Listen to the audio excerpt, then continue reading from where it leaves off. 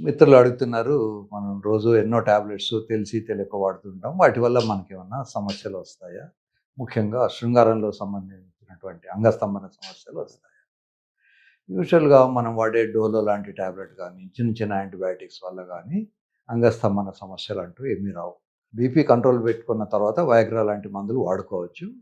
BP control చేయడానికి beta blockers అనే ఒక గ్రూప్ ఆఫ్ డ్రగ్స్ ఉంటాయి. అవి వాడకూడదు. అది వాడితే సెక్స్ కూడా తగ్గుతుంది. అవి మానుకొని అవి వాడుకోవచ్చు. మీరు ఏ డాక్టర్ దగ్గరికెళ్ళినా నాకు సెక్స్‌కు సంబంధించిన ఇబ్బంది కానటువంటి టాబ్లెట్స్ రాసిమ్మని రిక్వెస్ట్ చేయొచ్చు.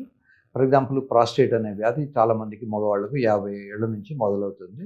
60, 70 ఏళ్ళకొచ్చేసరికి అది చాలా ప్రామినెంట్‌గా ఉంటుంది.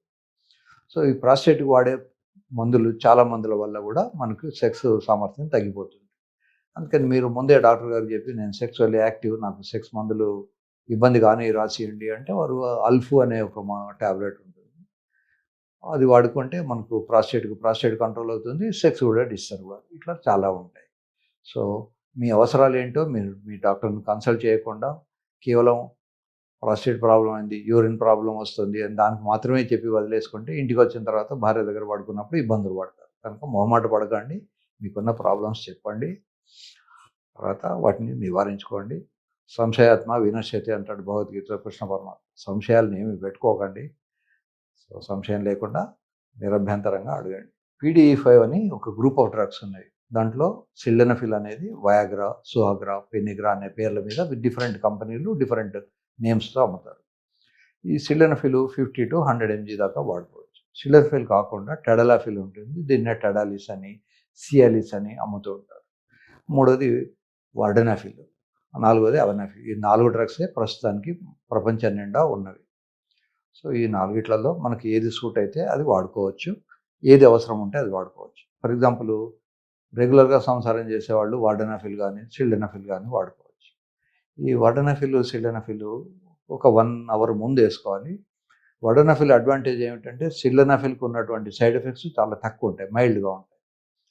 సో, సైడ్ ఎఫెక్ట్స్ యూజువల్‌గా హెడేక్ రావడము, పొట్టలో తిప్పడం ఇవన్నీ జరుగుతుంది.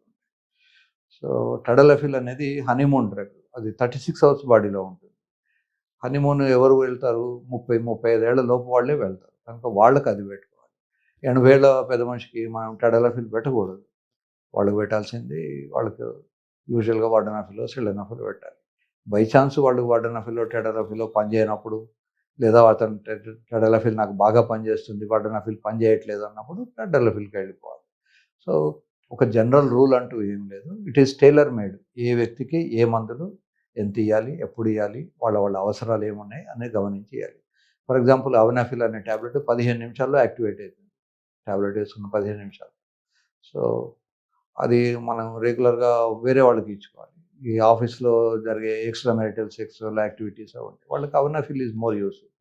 వాడికి సిల్డెనాఫిల్ గాని, వార్డెనాఫిల్ ఇచ్చి ఒక గంట సేపు తర్వాత అంటే అమ్మాయి అక్కడ ఉండకపోవచ్చు. ఆ డ్యూటీ అయిపోయి వెళ్ళిపోతుంది. కనుక వాళ్ళ వాళ్ళ అవసరాలను బట్టి టాబ్లెట్స్ ఇచ్చుకోవాలి. టాబ్లెట్స్ కన్నా ముఖ్యమైనది లైఫ్ స్టైల్. శృంగారం అనేది ఒక రకమైన రన్నింగ్ లాంటిది. సో, ప్రతి వ్యక్తి కూడా ఏదో ఒక ఏరోబిక్ ఎక్సర్సైజ్ చేయాలి. రన్నింగ్, జంపింగ్, స్కిప్పింగ్, స్విమ్మింగ్ ఏదో ఒక ఎక్సర్సైజ్ చేసి అమ్మాయిలు, అబ్బాయిలు కూడా వాళ్ళ వాళ్ళ స్టామినా మెయింటైన్ చేసుకోవాలి. కానీ మనకు తెలియకుండానే ఫర్ ఎగ్జాంపుల్ పాలు తీసుకున్నాం అనుకోండి. వాళ్ళు పాలు ఎక్కువ రావాలని డైరీ ఫార్మ్‌లో పశువులకు, గేదెలకు, ఆవులకు కొన్ని ఇంజెక్షన్స్ ఇస్తారు. ఆ ఇంజెక్షన్స్ ఇచ్చినటువంటి ఆ పాలు గనుక మనం తాగితే మగపిల్లలకు రొమ్ములు పెరుగుతాయి. ఆడపిల్లలకు 7, 8 సంవత్సరాలు రాగానే మంత్లీ సైకిల్ స్టార్ట్ అవుతుంది. మగవాళ్ళకి అంగస్తంభన సమస్యలు వస్తాయి. అట్లాగే మనకు తెలిసి తెలియకుండానే మనం జిమ్‌కెళ్ళినప్పుడు వాడొక పౌడర్ ఇస్తాడు. ఈ పౌడర్ తాగితే మీకు బాగా బాడీ షేప్ వస్తుంది సార్. అది తీసుకున్న తర్వాత వీడికి అసలు మగతనం పోతుంది. మరి జిమ్‌కెళ్ళినప్పుడు చక్కగా బలంగా ఉండాలి గదా! ఆ ఉండాల్సింది ఎందుకు పోతుంది అంటే, వాళ్ళు ప్రోటీన్ కోసమని సోయా బీన్స్ వాడతారు. వే ప్రోటీను, సోయా ప్రోటీను ఇవి రెండిట్లలో వల్ల గూడా ఎక్కువ ప్రోటీన్స్ ఉంటాయి. కానీ ఎస్ట్రోజన్స్ అనే ఒక ఫీమేల్ హార్మోన్ ఎక్కువ ఉండడం వల్ల వాడికి పాపం అంతకుముందు ఉన్న మగతనం గూడా పోతుంది. తీరా జిమ్‌కెళ్ళి వీడు ఎక్సర్సైజ్ చేసిన తర్వాత ఎందుకు పనికి రాకుండా పోతాడు.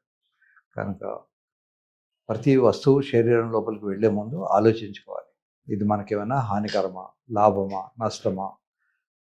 తర్వాత మన దేశంలో దురదృష్టవశాత్తు ఏమిటంటే, వాడు న్యూట్రిషనిస్ట్ కాకపోయినా గూడా ఫుడ్ సంగతి ఏదో మాట్లాడుతుంటాడు. వాడు డాక్టర్ కాకపోయినా వైద్యం గురించి మాట్లాడతారు.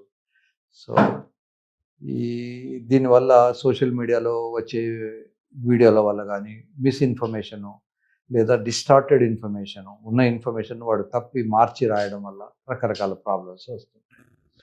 కనుక ఎవడు చెప్తే వాడిది వినకూడదు. ఎవరు చెప్పినా వినాలి.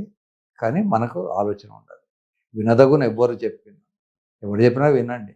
కానీ మీకు అది కరెక్టా కాదా అనేది నిర్ణయించుకొని చేసుకోవాలి. సో, ఇవాళ టీవీలో కనబడింది.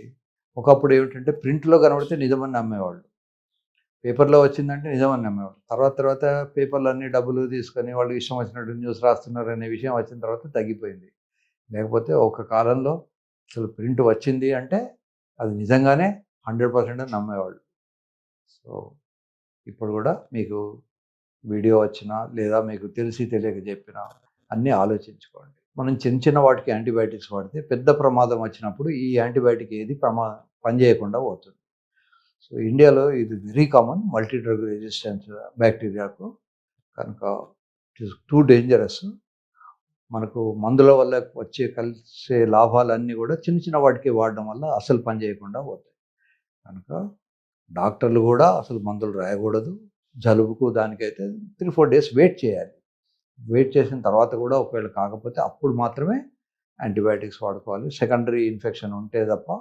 సో, నిజానికి జలుబు అనేది వైరస్ వల్ల వస్తుంది.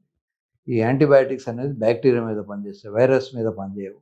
కనుక వైరల్ ఇన్ఫెక్షన్ వచ్చిన తర్వాత ఒకవేళ బ్యాక్టీరియల్ ఇన్ఫెక్షన్ వచ్చింది సూపర్ యాడెడ్‌గా అని అనుకుంటే తప్ప యాంటీబయాటిక్స్ వాడకూడదు. సో, ఇన్ జనరల్‌గా డాక్టర్‌ని కలవకుండా మందులు వాడకూడదు. మన దేశంలో ఉన్నవాళ్ళు చాలా అదృష్టవంతులు. అమెరికాలో ఒక డాక్టర్ కన్సల్టేషన్ కావాలంటే 2 నెలలు, 3 నెలలు ఆగాలి. మనకు డాక్టర్ కన్సల్టేషన్ కావాలంటే వితిన్ మినిట్స్ మనం అరేంజ్ చేయొచ్చు.